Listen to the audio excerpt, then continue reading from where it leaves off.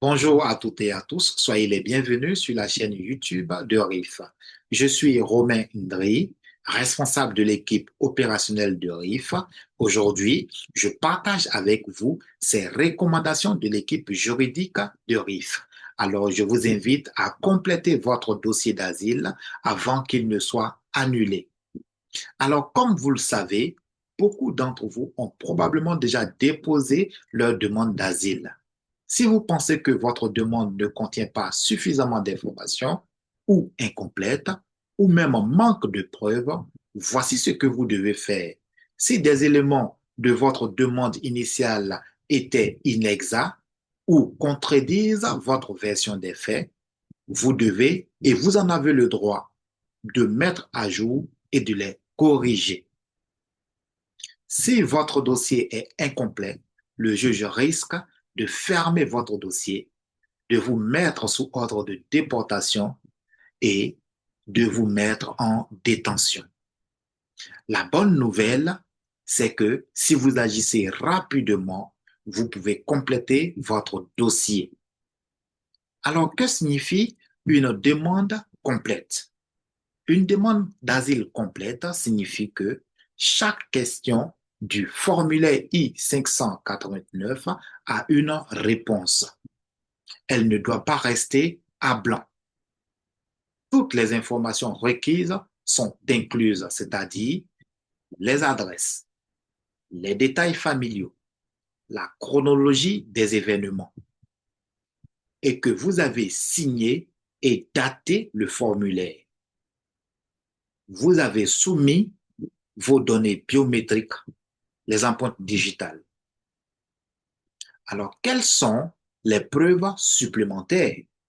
Les preuves supplémentaires sont des documents qui étayent votre récit.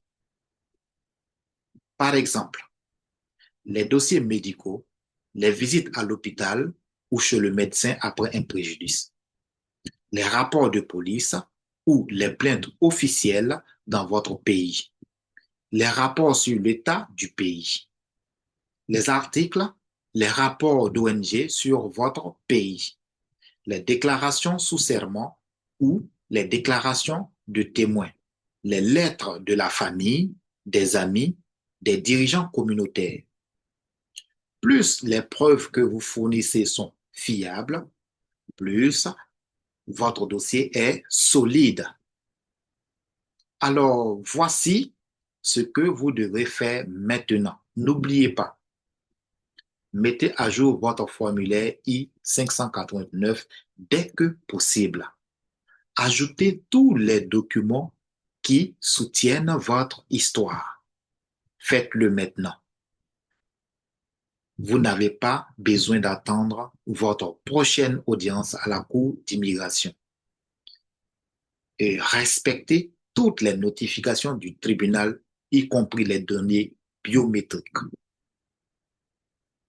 L'absence de données biométriques peut entraîner l'abandon de votre demande, sauf si vous justifiez d'un motif valable. Alors, comment envoyer les mises à jour?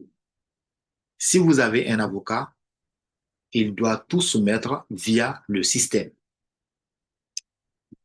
Mais si vous n'en avez pas d'avocat, vous devrez envoyer votre nouveau formulaire I-589 et plus de preuves additionnelles en 2 copies. Une copie pour le tribunal de l'immigration qui traite votre dossier et une copie pour le bureau de AS. Ce qu'il faut inclure, votre dossier doit contenir une page de couverture, votre numéro A, le nom du juge, la date d'audience, une table des matières, la liste des documents, les rapports médicaux, les rapports de police, avis d'avis, affidavit, excusez-moi, etc.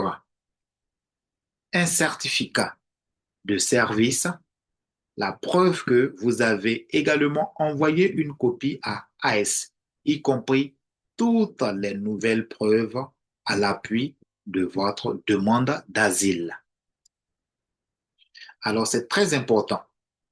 Tout doit être en anglais.